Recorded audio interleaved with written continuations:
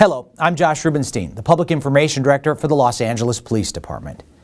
The LAPD is embarking on a new effort to provide you with more information about what we call critical incidents. Incidents where an LAPD officer used physical force against a criminal suspect or another member of the public that resulted in serious injury or death.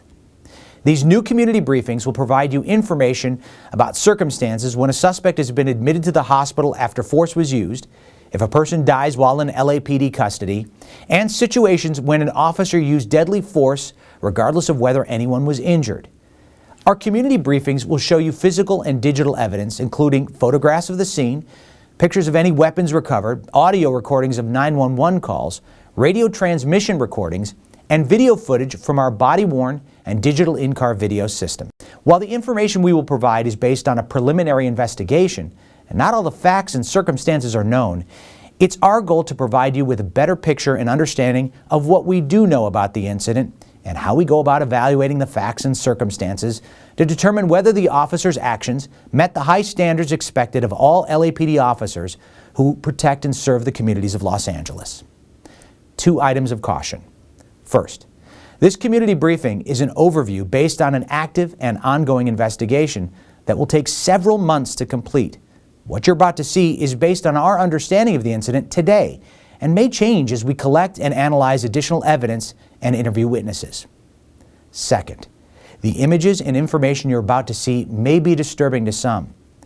When a police officer uses force to arrest a suspect or defend against an attack, it can be graphic and difficult to watch. Viewer discretion is advised, especially for young children and sensitive viewers.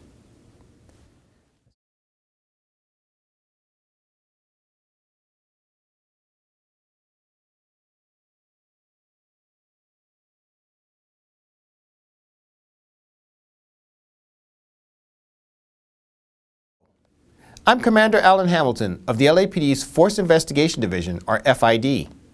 FID is responsible for conducting the investigation of critical incidents involving Los Angeles police officers and suspects or other members of the public when a use of force causes serious injury or death. In this community briefing, we will be providing you with information about a death that occurred after the arrest of a prowling suspect on May 6, 2018 in LAPD's Newton area.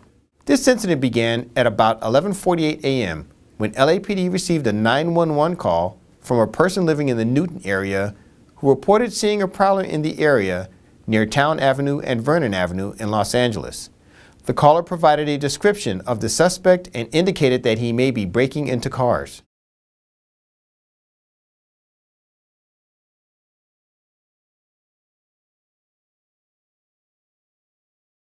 Emergency operator 685. Hello, I'd like to report a suspicious person. What's the person doing?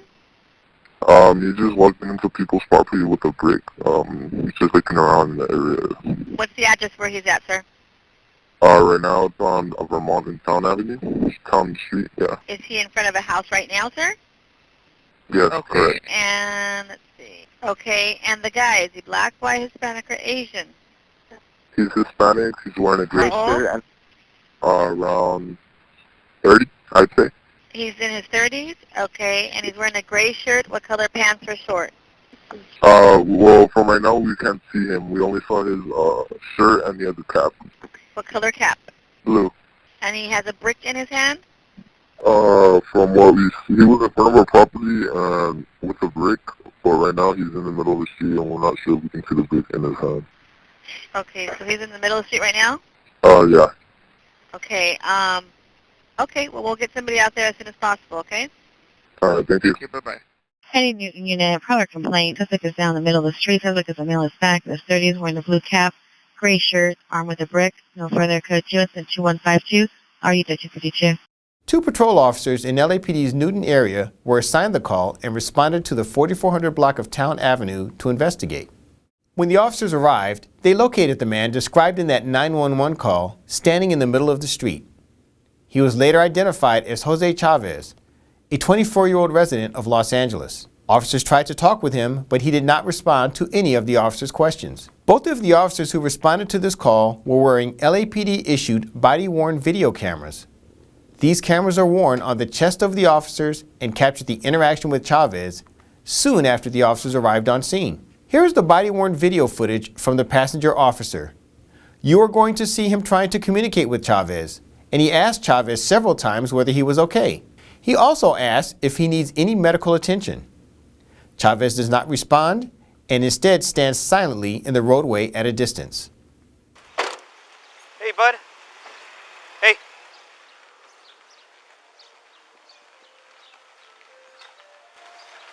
Hey, ¿vives por aquí or what? You live around here? Everything good?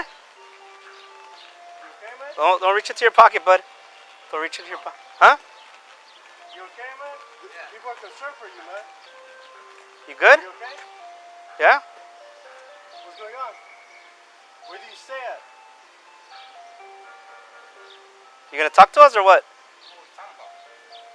Okay. We're asking if you're okay. You gonna answer me, dude, or not? We're just making sure you're good. You need any medical attention or anything like that? Hey, you gonna go home or what? You can't be hanging around here, dude, going to, house to house, okay? You're scaring people, man. Yeah. So just call it a morning and go home, all right? Where do you live at? Okay. All right, dude, have a good one. Just get out of the street. 6 minutes later, Chavez moves to the middle of the road, while officers try again to communicate with him. Hey, get out of the street, man. You gotta get out of the street, bud. At this point, the officers request an additional unit and a supervisor. It's Get out of the street, dude. 13 that's requesting 13 out 130 verify you are responding to so response southbound from Vernon only. L130, copy. Approximately 4 minutes later, Chavez becomes agitated and approaches the officers. The passenger officer, unsure at this point if Chavez was armed, drew his handgun from his holster and held it pointed toward the ground in what we call a low-ready position. This position is permitted when an officer reasonably believes that the situation may escalate to the point when deadly force is necessary. Bear in mind that the angle of the body-worn video camera is capturing images at mid-chest level, so you may not be able to see the actual angle of the officer's weapon is not directed at the suspect's body. At this point, the officers also request a backup unit, which enables one or more patrol cars to activate their emergency lights and siren to respond should it become necessary. As the additional police officers arrive, Chavez runs south on Towne Avenue toward Vernon, turning abruptly towards a home. Stay right there, dude. All right. Hey, stay right there, bud. Stay right there. Stay right there. We're trying to help you, dude. Relax. Relax. Relax. Relax. Relax. I got you. I'll go over there. Hold on. Hey, stay right there, man. Just let him run, dude. Let him run. He's back in his area. Open this door again if you can. He runs onto the porch and knocks on the door. The occupants opened the door, saw Chavez, and then shut the door, not letting him in. About 15 minutes after the initial response, Chavez picked up a large metal dustpan and began swinging it around. Officers tell Chavez if he does not drop the weapon, he will be tasered or shot with a beanbag shotgun. These warnings were provided in both English and Spanish. You do not go to the streets. If you do not comply with us, you will get tased and or beanbag. Beanbag shotguns are Remington 870 shotguns. They fire a 1-inch square sock filled with small metal pellets and are used when trying to take a suspect who is physically resisting or poses a threat of physical harm into custody. In the next videos, we hear officers discussing an RA. An RA is a rescue ambulance staffed by paramedics and emergency medical technicians from the Los Angeles Fire Department. The first responding supervisor called the ambulance at 1:14 p.m. while Chavez was still standing on the porch. He had them stand by near the scene until it was safe for them to approach. We're gonna give the RA a couple of minutes to get here, so we have it ready to go. Yeah. Chavez does not comply with the officer's directions to drop the weapon, and the officer then fires the beanbag rounds, striking him several times, but with little or no effect on Chavez. Watch him. Hold on. Beanbag up. Right behind you. I'm right behind you, dude. I'm right behind you. Hey, drop it, dude. Come on. I got you over here. You're gonna be taser or beanbag if you don't drop the weapon! Okay, hey, beanbag, do you have a beat? I got Beanbag only! I got one. Okay. Beanbag ready!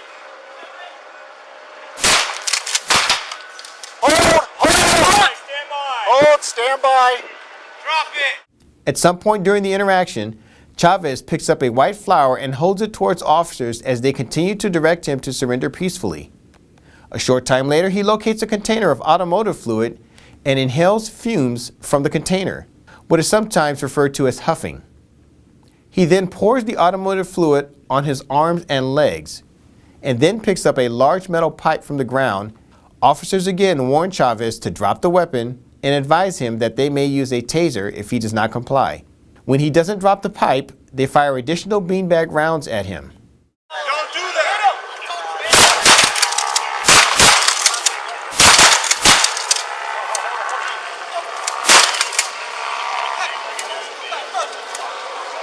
Drop it, yeah! Drop it! Get covered, get covered. Cover. After approximately 32 minutes of trying repeatedly to get Chavez to drop the weapons he acquired while in front of the resident's house, they determined that they will attempt to use a taser. You can hear the officers in the background planning their approach, which includes an arrest team. This is a group of officers with assigned roles, including an officer assigned to less lethal force, officers that control the arms and the legs, and an officer assigned to lethal force if it becomes necessary. I need a taser ready. Taser ready. Stand by. Come here. Come here, bud. What's that? Beanbags, listen up. We're going to walk up on him, one long gun, two beanbags. All right? And if we're going to have a taser. Arrest him. Keep in mind, he's got a shovel in his chest. Get on the ground! Get on the ground! Hey, arrest him, taser. Arrest him, taser. You got a taser? You got your taser? Hey, come on, dude! Wait, taser, taser, taser! Wait, watch out! He's down, he's down. Watch out. Get him, guys, get him. Watch out. Hey, Chavez! Hey! Stop resisting! Stop resisting! Stop resisting! Stop resisting! Your hands! Stop resisting! Got it, got it. Stop resisting! Stop resisting! Two cups! Two cups! You got it, Tony, you got it. There you go. Chavez's arms are secured with two sets of handcuffs, which expands the distance between his arms and reduces constriction of his chest. Get the other hand! Get the other hand! Wait, hold on. It's my hand. Hobble! I need a hobble. He's really hard. You got that? Hobble! Hey, he's lifting me up with the street. I got a hobble! Where's his arm? Everybody holding him. Watch the cup. Holding him. Somebody hold the cup. I got his hand. Hold on. Okay. He's gonna kick. You gotta move, bro. You gotta move. No, stay where you're at. Wait. Don't lose it. Hold on. Stay where you're at. Where's the turtle? Wait, okay, wait, watch it. Help him. I got it. Make sure he doesn't move. Is it arm? I got your Charles. You got it. All right. Watch your hand. Watch your hand. Grab his wrist. Go. It's this guy. Come on. Watch your finger. Got it. All right, hold on. Hey. Relax, dude. Relax, bud. Hey, let's put him on the side. Let's go. I'm gonna take it. Okay. Wait us. Relax, okay? Stop fighting. We will take care of it. Hey, be the fake motherfuckers. After he is cuffed, the officers move Chavez to a safer location on the front lawn while other officers check to make sure the residents of the home are safe and that there are no safety threats. The entire incident at this point lasted just under 2 hours. Despite being handcuffed, Chavez continued to physically resist the officers while on the ground. Stop doing that, dude. Relax, dude. No, you got my rifle. Hey, relax, dude. Relax. Grab that elbow. Grab the other side. All right.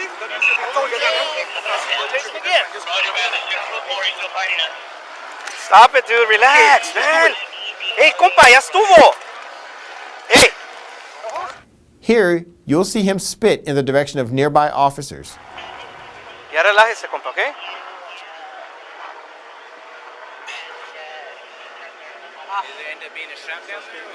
I don't know. Hey, don't spit, dude. Yo, hey, please stop spitting, bro. We'll get you some water in a second. Anybody got spits up? They went to go get one, Thompson.